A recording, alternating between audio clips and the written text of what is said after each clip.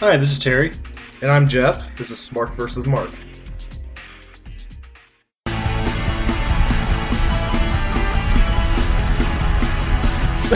I don't even know. To this day, I could not even tell you what Eli Cottonwood looks like. But what I can tell you is I thought for sure that had to be a black character because only WWE would come up with such a racist fucking name for somebody. I don't even know who these next people were. He was borderline retarded. It's like fucking like Boo Radley from To Kill a Mockingbird. He was so out of place. I remember. God, I'll never forget that episode of NXT when they had to do their mic skills.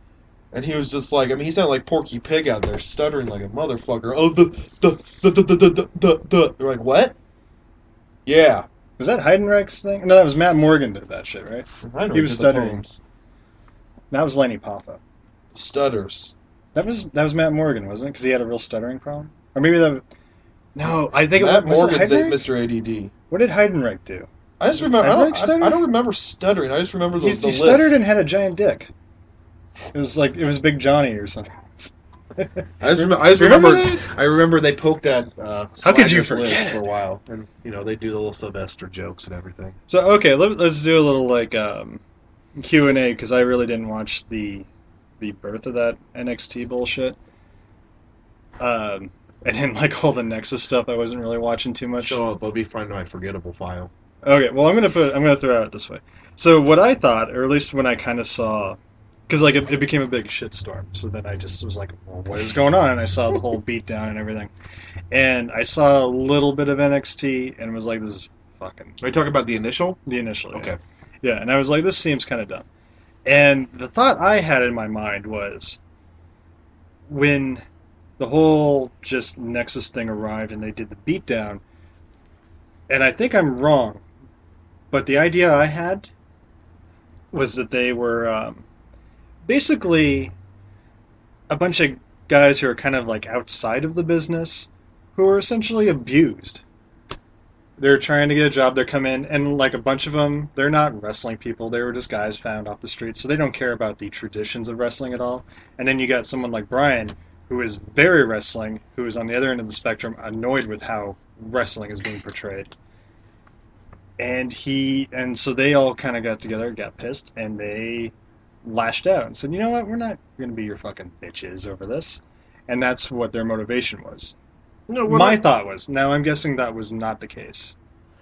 I thought Did they have a motivation? That is my total memory of the Nexus thing. But they had no motivation? My feeling was that could have been the biggest storyline in the last decade if they would have done it right. When they tore everything up and attacked everybody outside of the performance area. Mm-hmm. Nothing ever been done like that before. That was amazing. You got to see you get to see the guts of the ring and everything. Everybody's like, "Whoa!" Last thing I remember was when NWO tore apart the Nitro set. Yeah, I think they knocked over like the diamond. But they actually had like equipment like tear shit down. But the whole the gist of what I get of that whole thing was, what was their agenda? Because when they came out and they started being approached, I think, they first targeted everybody, then they targeted Cena, and then they're like, okay, I think they targeted Brett, they slammed his arm or leg or something in the car, and then they're like, we have a purpose greater than you, Cena, but you'll learn that in time. Well, they never did. They never did learn. They just eventually lost the war. Wasn't there supposed to be like a leader? But they thought it was like going to be Michael Cole, or I really have no idea. I think they probably should have tried something like they did with like the Nation, where they do what they have their positions, have Barrett be the ringleader, but then you could turn Bryan into a superstar a year faster than he did. Mm-hmm. By him basically being kind of like, do you remember the during the invasion when they had Taz in it still. Taz is still performing, and him and Austin always bumped heads, and Austin just basically made Taz his puppet. Dude, make Bryan that character in not such a loser way, where he outgrows and says, "Screw this Nexus thing, I don't need this," and then it could become a great Barrett Bryan thing. That was my thinking in that, like, you got all these people, like, they're all kind of the outsiders don't give a shit about the business of wrestling or the tradition of wrestling. They're the bodybuilders that were found at gyms, got jobs, and they're like, why are we being fucking abused and treated like shit? Screw this. We don't care about your professional wrestling. We're gonna do what we want. But Brian's the other guy who's like, yeah, I'm mad about how I was treated, and I'm mad about how they do business, but at the other end, I'm still a wrestling guy, and then he would eventually turn. Granted, that didn't happen. They had to. I mean, the first thing that went wrong was actually their first day, because then they had to fire his ass. Yeah, and they handled Brian. They made a lot of mistakes. They really tried to make it seem like he was just this newcomer guy that nobody's ever heard of. But he had such a following. I mean, I never heard of Brian before you had, because you follow the internet and everything like that. But it didn't take me long to catch on that, hey, this guy knew what he was doing. He's a well-established guy. And you can't take a guy that has 10 years or whatever experience and turn him into a newcomer. They should have put him above Nexus and really gone a different route then, because the fans just were not accepting what they were doing with it. They tried to belittle him with the Cole stuff, everything, and it was going nowhere. Why did there never lead to him and Cole in a match? I mean, wouldn't that have been... Didn't you see Jerry Lawler fight Cole? You know who put that fucking match together? To this day, kills me. The agent that was in charge and put that fucking miserable piece of shit match together was Dean Malenko. Really? He was the agent in charge. He took a bunch of shit over it, I guess, and deservingly so. But I don't want to sit there and think that fucking Dean Malenko was like, okay, this is how we're going to do this miserable fucking match? Are we in agreement that whole Cole Lawler issue was just fine as it was behind the commentary table? Them bickering at each other on the same time, stay professional and doing their job. Mm-hmm. They didn't never need to take that damn thing to the ring. The only time it was ever good is when Miz became champion. They had that. They really made you believe Lawler was going to win. Miz was good. When Cole interfered in that match, that's the only time I think it ever belonged in the ring. But Lawler Miz was handled three well. pay-per-views on that thing, I believe. Yeah, Lawler Miz was handled very well. I was so pissed. Here's my thing: if you don't think you can get a good fucking match out of Michael Cole, then don't go this route. Yeah, and then they basically panned it off on Swagger, made him look stupider. Those things never work, with the exception of the St. Valentine's Day Massacre Austin McMahon cage match. You mean when Big Show came out? Yeah, I would say it was a good introduction for Big Show, but it was the payoff that you wanted for that build. Yeah, because you got him, and what made it work was it was in a cage. There's no way Vince was going to get out, and at the end of the day, all you wanted to see was Austin beat the fucking shit out of him. Yeah. Now, that's all you had to do with Cole and Lawler, was have him beat the shit. Like, the only thing you would have to add to that match is just Cole doing everything he can to not let Lawler get his hands on him. Running, chasing, whatever the fuck. Do you know if Cole has any backstage power, or is he just announcer? I know he's a friend of Cena, is what I've heard. I've actually heard that he tours on his he might have more stroke than he perceives. On I think he's got less seniority. Because I'm still irritated that they don't use JR like they did, even though I'm sure that's 30. Oh, it's so like 70-30%. Man, I wish you Jim Ross's choice. I wish you could see NXT, because it's wonderful. Because they have. Does Jim Ross do that? Jim Ross does it. Okay. William Regal does it, and then they bring in they'll bring in like newer people that they're kind of grooming, so they get to work with Regal and Ross, and it's really nice because they work with the new person to get them kind of going. Yeah. And Ross makes stars out of these people. Ross knows what these fucking people do. He'll talk about fucking. Not Claudio anymore, Antonio Cesaro's past in wrestling without going into detail that he worked for this company, this company, this company. But he builds. Rugby. Yeah, the fuck is. And I like him. I really like him. I don't understand. Why would you make him? Who gives a flying fuck about rugby? Because that trends on his style. He's in your face. No, it's such a no. This is what it is. This is going way off from the Nexus. What this is WWE's sloppy, easy way of trying to make a heel. And by making a heel, they're going to book him as foreign. We don't live in a culture anymore that is just going to go like, well, this guy's foreign, so we're going to fucking hate him anymore. it's ignorant, it's short-sighted, and it's just bad marketing because With, you're a global corporation now. yeah. And what they did with Jinder Mahal. The only reason it's just to hate Jinder Mahal, right? Yeah, because he represents a culture that is not mainstream America. well, just to support that whole issue, what the hell's his name? Is it Antonio what? Antonio Cesaro. Okay. I can't get you. Here's the thing. I'm starting to learn. What I was gonna say is I was consent that he was a heel the minute they did the Oksana switch with Tate and everything. It's like, okay, this guy's a douchebag and he's obviously full of himself. I don't care if he comes out and does 5 different languages every week and everything like that. The guy's an obvious heel. They don't have to play a card. And with gender, yes. Why does he wears a turban, so he's a heel. Why? Yeah. Why they? How many times they got to do this terrorist like angle kind of thing? How many guys have fallen victim to that storyline in the last 20 years? I'm very sick of it. But I mean, would you agree that that's just sloppy to be like?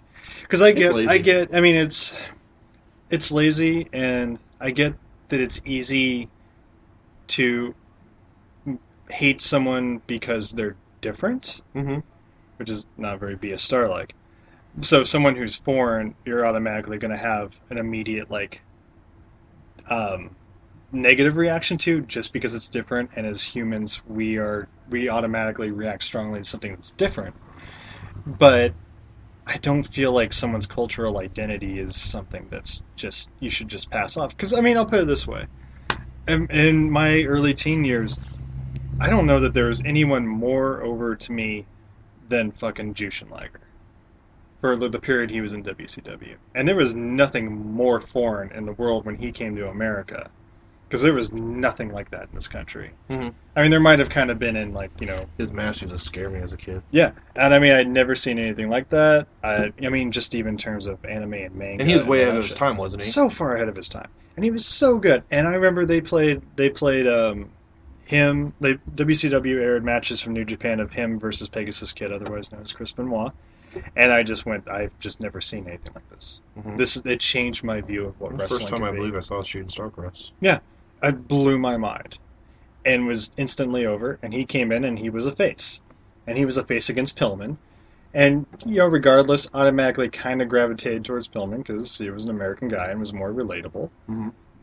But still, I was just really just mesmerized into what this guy could do. Well, you don't get that vibe when they do those shows in Japan. You would... You know who? Everybody got cheered, and then there was always a handshake at the end of the match, and the audience clapped in appreciation for what they were given. Where here in America, we're almost like sheep. We are trained to like something. Yes. No, I'll say the same thing though. I'll say in Mexico and Japan, they're trained to like a certain style. I was watching a shoot interview of Ric Flair from about 3 or 4 years ago, and he was talking about going to Japan, and he was kind of criticized for, he would wrestle his style in Japan, which is a little bit different than Japanese style. Basically NWA style wrestling. More amateur. No, more American. Okay. More, what Harley Race would do and shit, even though it'd be over. And they were saying, why would you not adjust your... Why did you make... Because one criticism is that Rick, kind of like with Brett, people saying he just wrestled the same match over and over, he did the same style. And when Rick would go to Japan, they wrestled his style. And the criticism was, why would you not adjust your style to theirs because you're in their fucking country? And he said, they're wrestling fans. You can train them. You give them a little bit of time, they'll figure it out. They'll pick it up. I don't think WWE is in the business of training their fans for anything different. I think they more or less wait. They wait for something, and then just basically take the ball and run with that. Well, like they did with this Yes thing. Mm-hmm. Every blue moon, something arises that the crowd feeds into, but it's an opportunity for them to be a part of the show. So Flair said, that's wrestling fans. They can be taught. And I don't think... You think it's ignorant to say? No, I don't think that's at all. Because like you said, they're sheep. Wrestling fans are sheep. Yes.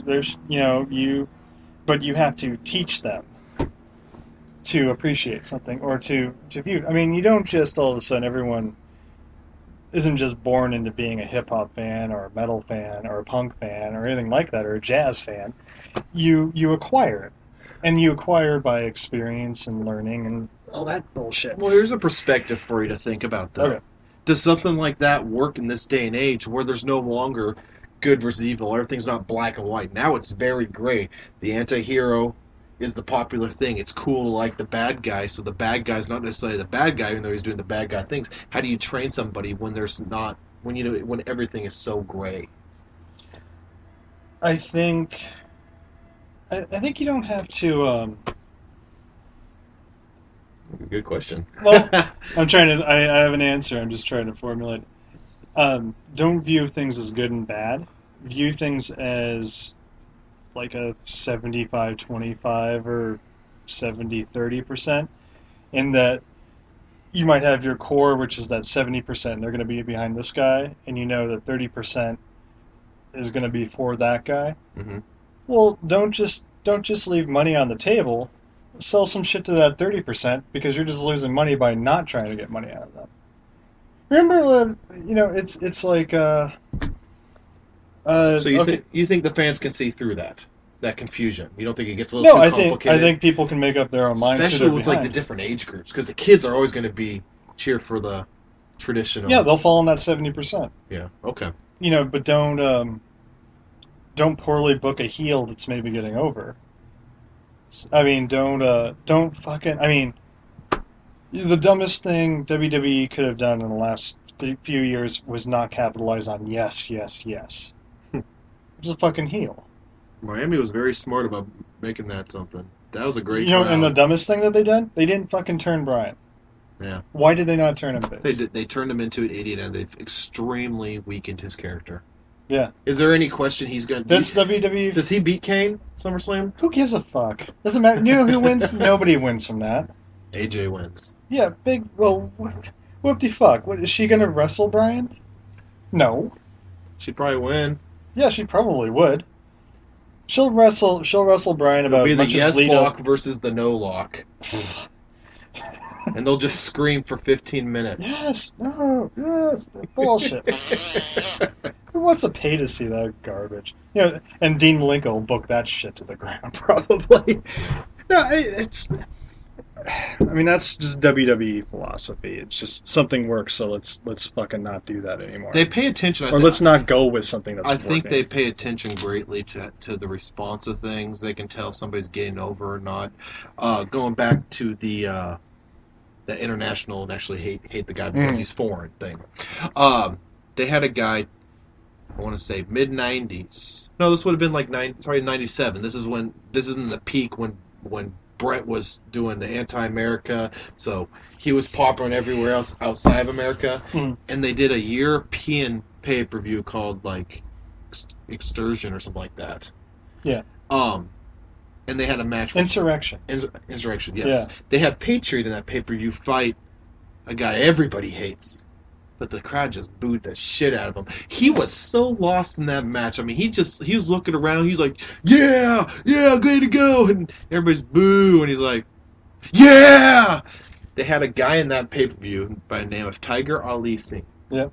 He played a Canadian, French, Middle Eastern guy. He came out the turban. He had that kind of music. But he was a face. He was an obvious face. He was talking about it in a promo in the little bubble box screens they used to do during the match, talking about bringing all the countries together and making them as one. This dude was booed in America. This dude was booed everywhere. It didn't work. Did it not work because he was foreign? Because everybody hated him everywhere. Everywhere that wasn't here. I'll say he was over. I'll say he was over outside of the country. I mean, fuck. If you wanted to make the guy over, then you book him against the Patriot outside of the country. That's not who he fought, though. Oh, who did he? Honestly, Ahmed Johnson. no, he fought a bad guy. He played the face. So he was. But this match had very much the Rocky Maivia feel. People just were not accepting him. Mm-hmm. My memory of him was. And he had his dad. He had his dad as like his manager. Tiger Jeet, I think. Yeah. He was in Japan a lot. My memory of him is solely this. He sucked and he wasn't interesting. Like, he wasn't interesting enough for me to even give a shit about him one way or the other. So if the guys don't work as a heel, why the fuck would it work? I don't think he worked at all. As a face. Well, I think he turned heel. He turned like a bitter kind of guy, and he didn't last the year. Yeah. I don't think anybody can go over with a turban. I'm convinced, because I think it's either too stupid or too insulting. Okay, so what would you do with gender? Are you saying just make him, he's his own man, he's a man of ethnicity, and just make him have this stronghold attitude that I'm better than everybody and I'm going to make a name for myself, like it or not? I see nothing in gender. So you, honestly.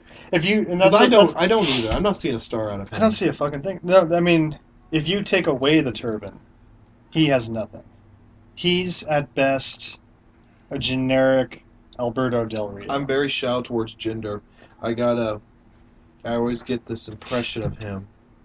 He has this evil grin where he greatly shows his teeth and like a wicked smile as his eyebrows become one. Well, that's because you're racist. And, no. But I see he makes this face all the time, and honestly, it reminds me of like a 3-year-old who just shit his pants and said, "Ha ha ha! Now you gotta clean it." And I can't get past that. When I see him, I cannot focus on if he has talent or not. I don't care that I don't hate him because he's playing that dude with the turban. Mm-hmm. I just think he sucks. Yeah. I mean, I don't. But he's more. He annoys me more. They had a nice idea when they came with the collie, but they didn't carry that story the right way. And how the hell do you do anything with a collie, anyways? Okay, I'm looking up gender, and you'll like this. He's also Canadian. He's a mix of Indian. Canadian. Oh, so he's one of those Puerto Rican Canadians, like Eve. Yeah. Okay. Yeah. All right. Why do we have to import foreigners from Canada? Well, it's just cheaper that way. Has an Arab actually ever been an Arab? Iron Sheik? Well, God, who? Collie's Indian, but he's not. Ivan Koloff. Ivan Koloff's Russian. No, he's not. He's fucking from Minnesota. Oh well, that's what I'm saying. Oh, you're saying there's actually there was another one. Is it Iron Sheik who's very much American? No, Sheik. There's one of those. Sheik won the gold medal for freestyle wrestling in the Olympics from Iran. Original Sheik. He was actually a bodyguard for the Shah. There was one of those guys from back in the day who were like, oh my God, he was a legit American. Oh, not Nikita Koloff. Nikita Koloff was the opposite. Yeah, Nikita. Okay, I said Ivan. I think Ivan was Russian. Ivan. Or at least Russian descent. Well, I think we're all of some descent. This is America. What is an American nowadays? What is an American? Maybe we should just hate ourselves. It's a different show. We're so confused. We should all just be Arab now. Let's all just be Boris Zukov. Oh, that guy was cool. Was he the Russian bear? Yeah. Yeah, he was. Zukov was Nikolai's tag partner, I think. Yeah. And then I think he worked with Koloff. That's something. At some point. That whole idea is something that worked in the '80s because everything's so much more black and white then. Wait, so what were we talking about gender though? We're talking fuck gender. Talking about gender. Yeah, I just fired him.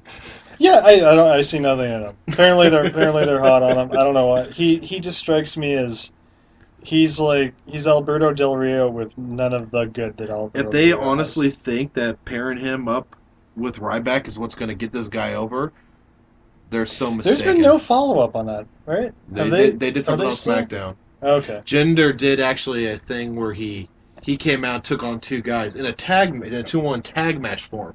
So basically, the other guy gets out of the ring, he does one move, puts a guy in his little Boston Crab thing. Mm-hmm. What was it count? Yeah, Boston Crab. And then the match was over. Guy tapped out. Oh, you mean Camel Clutch? Camel Clutch, yes.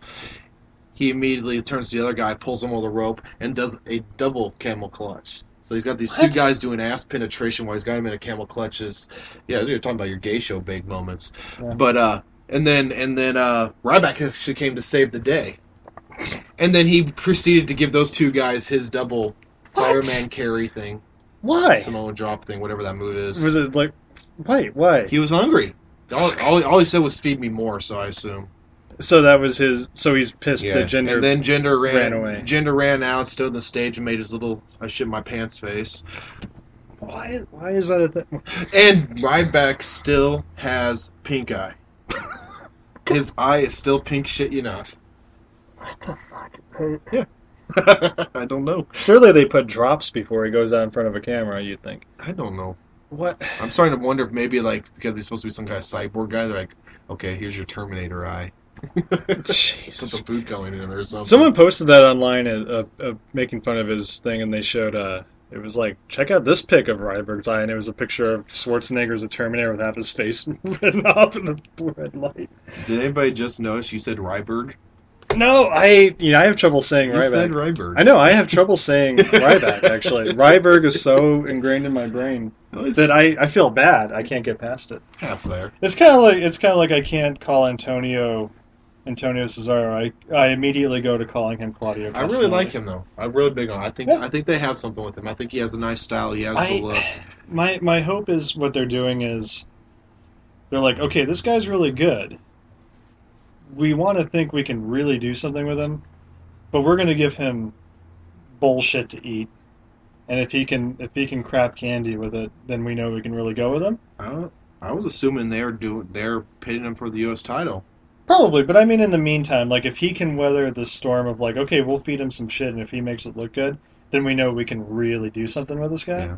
That's my hope. I think My belief is they just don't know what the fuck they're doing with the guy. Well, you'll know that they don't if they go the route of having like a breakup with him on Song. If they go that route, they're not serious with him.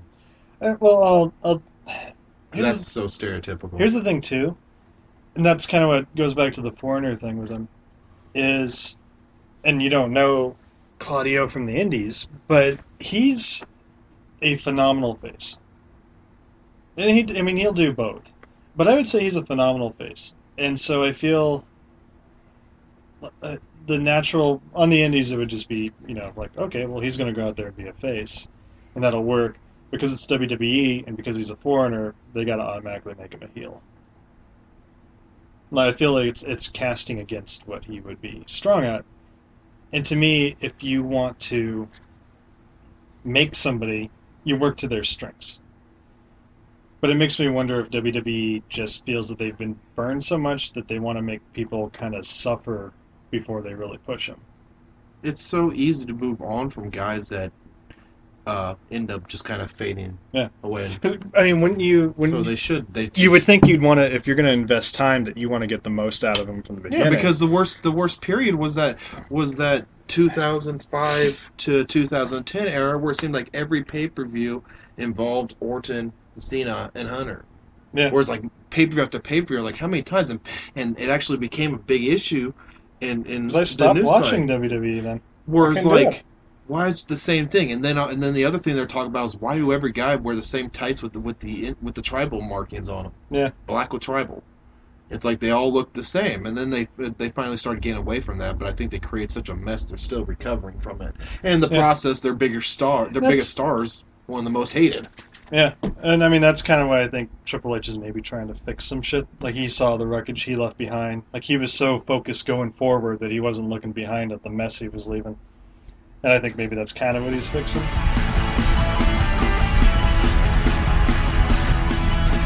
Vince McMahon put out a statement in a form of a commercial, I believe it was, where he basically began to dub wrestling not as a sport, but he started calling it sports entertainment. And we wanted to share our opinions based on if we thought that changing wrestling to what it is now from what it was for the better or for the worse. I guess my perspective is, on that time in the late 90s, the cat was kind of out of the bag. I feel, if you look at the statement, it's probably more motivated by other means along the lines of business-wise.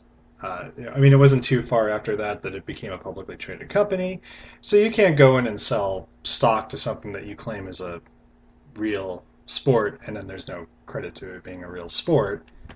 Um, that being said, it's like, did anybody really think it was still real that was over the age of 12? I don't know. But it probably also helped with advertising and things, especially the stuff that was going on there was pretty risque with Sable and all that stuff. Mm-hmm. Yeah, Bomb. yeah. So you kind of gotta reinforce that. And I think at that time wrestling was so hot that the only people that probably were not enjoying wrestling were the people that were "this shit's so fake" people that we probably That or don't. the censorship people. Yeah, either the uptight people or the people like, "this shit's so fucking fake." Well, no fucking shit. We know it's fucking fake. Are you mad because you thought it was real and were just betrayed because you thought it was real and you found out it was fake? Mm-hmm. The fuck's the mystery here? Yeah. You know, for me, like I figured it out probably late '80s, early '90s, and that was just because I was such a hardcore fan that I really wanted to believe that this shit was real. Mm-hmm. But I want to say that there were similar statements with the steroid trial around that time that Vince had to kind of say like, "Hey, look, You got in the late 80s? Yeah, late '80s, early '90s. I Probably believe the there was early something like 90s. that. I don't Yeah. got the terminology for it, but definitely. You know what I'll say? I'll say it's what that was then was recent times we put smiles on faces with the Benoit tragedy. And I'll tell you, I think it was for the worse. Hmm? I think at the time it was the right thing, but it kind of falls into that where do we go from here kind of issue. As a kid, I always questioned it because just some things just seemed unpractical and not human. But at the same time, I think what makes something special is when you follow traditions. I think that's the kind of thing people love about baseball, or the 100 years of history and the records and everything like that. And you'll get it from the old school guys who believed in kayfabe, where they legitimately kept the truth from their families, that where they didn't know, they didn't legitimize what was going on. I think it's good, with the times, with the anti-hero becoming pop and everything, that it was time to stop insulting our intelligence, as they said. But the problem is when that fad went away and those fans went away, what do you do now? Because now it's more than ever you hear this whole stupid wrestling that's just fake. Yeah, it leaves with just a shitty pop soap opera a lot of times. It's by saying that just be upfront and open, it's insulting to generations and generations of performers that fought their lives off to prove that something that was fake was real. Yes. For the sake of convincing you that it was real enough that you wanted to put money down, and that's how they made their money. It's a con act, really what it comes down to. Old school people refer to it as carnying people, as in it's a carnival act. We are working you a work to get money out of you. You take that away, that's going to make a whole bunch of people uneasy because they have built and reinforced that so much. Yeah. But it's like, how would you have felt, though? Say you're an 8-year-old boy. You walk into a restaurant. 2 weeks ago, you just watched the Slam heard around the world. And then you go to a burger joint, and you see Andre and Hulk eating lunch together. I would say, were you really pumped up about Lex body slamming Yokozuna? I would have been devastated as a young kid. It was devastating to the battleship, too. Yeah, I agree. And that's where it wrestling walks that weird line. I feel it's a different time and you need to treat it as a different way, and it needs to be treated as a form of storytelling now. Strictly storytelling. Mm-hmm. That just happens to have enough reality to it to give it that little bit of edge. We all look at reality TV, and I think the kayfabe's been lifted off that we know that there's a degree of it that's scripted, or things are kind of put into place to happen, things like that. I feel like wrestling sometimes walks that line on being like a reality show, and when it walks that line on being like a reality show, that's when it gets most interesting. Mm-hmm. Um, Well, they keep it just open enough where they can tweak it as they need to. I cannot remember who it was. It might have been Paul Heyman that I heard say this. That they basically were talking about wrestling and blah blah blah and the fans' perspective, and if they're going like blah blah blah, like oh this shit's fake, but that was real. I believe that's real. If you have a lot of people believe that, then that's something. That's Mm-hmm. powerful. I believed with every inch of my body that on some level Bret Hart and Stone Cold Steve Austin hated each other. I wanted to, yes. I sat there, I watched it, I go, look, I know this shit's fake. The way they go at it, they have to hate each other. You got that personal vibe. Yeah, it felt too personal. And to add to it, because it was in a scripted environment, believing that these two people worked together, that they fucking hated each other, really, really hated each other, and you put them together and that they would probably really try to hurt each other? Well, did you get that same That's vibe? exciting. Did you get that same vibe with Bret and Shawn that actually did have a personal conflict within the storyline? I had it more for Austin and Bret, Yeah. honestly. And maybe it's because they worked better together. I think so. I think they had a better chemistry. You had together. the past versus the future, and all shit was just colliding right there. Yeah. I mean, never, and I don't think there ever will be anything ever so perfect timing as those two had it. And I think Bret and Shawn was maybe a little too insider for the time. That's really when internet started really happening and taking off. And when I started, and I was kind of hearing that stuff, but a lot of the shit that they were doing, the sunnier days and things like that, that was probably too inside. And that wasn't conveying to it. And did you know about that stuff as it's happening? Because me back then, I wasn't big on the insiders and the news sites and everything, so I didn't know that there were like little inside jabs that was going on. I can say that I wasn't overly interested in Shawn and Bret until I started hearing the inside stuff. Yeah, leading up more towards like. And I can tell you, it's not it as great as it was, and God, that DVD was amazing. It was emotional to me. It doesn't stand the test of time what they did on those episodes of Raw and stuff. It's not. It does not have the same feel. No. I mean, what I see for what with HBK's evolution as an individual and his spirituality and everything, I see a stupid little annoying boy bouncing around shaking his butt. Mm-hmm. I was a huge Bret fan at that time, and I can totally see the annoyance that he probably felt with Shawn, and that's what I saw when I watch it now. Now, that's what sold it. Bret Hart sold that whole feud because he worked a way that you felt what he was feeling. He was conveying what he was feeling, and you were feeling it through him. Mm-hmm. He was a funnel. Shawn, you couldn't feel that through. I think Austin, you could.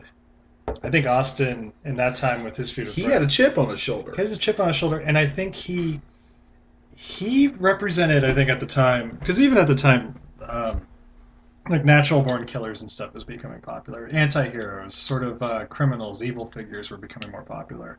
Serial killers became very popular. Austin was sort of an aspect of that. Most people don't really remember or like to think of him that way because they like to think of him more heroic, but he was really based off of like just a crazed mass murderer. Even he has said that he based his character off a mafia hitman, the Iceman. Mm-hmm. And I think at that time, much like kind of like the Raven character sort of encompassed a time like he found something and latched onto it, and that meant something at that time that maybe didn't translate later in time as much. Austin did the same, but he was able to grow. But what Austin tapped into was what culturally I think a lot of people found. They were just angry. They were just pissed. The social climate was like tired of just goody-goody nice guys. Sadly, Bret kind of fell into that goody-goody nice guy, and in a way Shawn kind of did, as being kind of pop cult, like Team Beat kind of guy. And all parties benefited from it. Yeah. Austin conveyed that hatred. Bret got the bitter heel vibe where everybody got sick of the whining, and I guess Shawn didn't really benefit too much because he was on his way out. But he had to pass the torch to Austin. They had a great Mania match. Yeah. I mean, I would still say that's the best Mania match. Are you serious? Yeah. I stand with Are you, this. are you talking about... Wait, okay, so I'm thinking you're saying Brett and Shawn. No. Or, No, I'll Which go, one specifically no, are you I'll- talking about? no, 'Cause I'll- Brett and Austin. No, Brett Austin. Yes. I'll take the heat and say that Brett and Shawn is a little over. I never will call that my favorite match, but it's really, really hard not to, and that's just because I have the sentimental value to the Brett Hennig SummerSlam match, and even I even put number 2. I put Brett and Bulldog at the follow-up SummerSlam. That was an amazing match too, but the times changed, and it felt like it really changes that moment when Austin passed out with. I mean, he does the push up and squeezes the blood out going down his face, and he's done, and people cheered him. And people booed Brett when he walked out. You know why Austin got so over at that moment? It's going to tie back into what we were talking about earlier. Because Austin laid there, he was there, cut open. He got to the ropes, got pulled out of that sharpshooter. He stood there, he put his head up, covered in blood. You see this terrible the guy? Most blood. Helpless. Yeah, but he does not give up. You know why? Man with conviction. Yeah. And that's what got him over. On top of just adding tough son of a bitch to it, what got over is like, that motherfucker believed so badly in that he wanted Bret Hart to fucking die so hard that he refused to give He up. really hated Pink, didn't he? He hated it. Oh my god. That's why I stand by the Bret Austin is my all-time favorite feud. What were we originally talking about? We were talking about the kayfabing. Kayfabing, yeah. So, yeah, that point was, they made me believe. So, knowing that, and knowing that everything is wide open, I guess you could almost say that it's still safe to kind of, you can sprinkle enough reality into wrestling that it gets you interesting. Because, I mean, you go back a year ago to the Punk pipe bomb moment, which was probably the most real moment in wrestling's had in quite a few years, and that was probably the biggest moment. I couldn't even think of anything before that. Yeah, unless I'm going back to the 90s. Yeah, something that was so impactful. Goddamn, something that it fucking pisses me off that they just could not. He was naming, capitalize he was naming people outside the business, people that were released. He totally broke kayfabe, and they cut his mic off when he went into the Be a Star thing. Yeah, and I don't know how much of that was all scheduled and predetermined, but it damn well felt like he was saying, "Screw you! I'm going to say what I want, and I'm taking my spot right now." It was more. He's been on top ever since. Yeah, he's been watered down, but he did. But to get to that level, that's exactly what you need to do. Yeah. When you get that opportunity, you take it. So I think you can put enough reality in wrestling to make it interesting, and the art of wrestling is to be able to get you to suspend disbelief. And if wrestling's good enough to suspend your disbelief, great. And then if you add reality on top of that, that's just gold. Yeah. And real quick, I want to say also with the Austin thing, I think part of the facade with him, and that also led into obviously the feud with him and McMahon with the boss thing, is people were finally able to live vicariously through somebody. Let out those inner demons that we all have that politically correctly we don't do because it's not pro. No, Paul Heyman got punched out by a woman. Oh, that's right, he was the woman. Yeah. No. Hey! You said he was Hunter's bitch.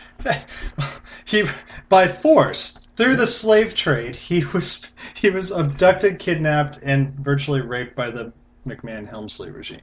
This is why you don't want to be an instigator. And they stole his legacy of ECW. So there. Hey, they gave it back to him 3 times, and TNA did it too. Well, TNA didn't give it back to him. They needed jobbers.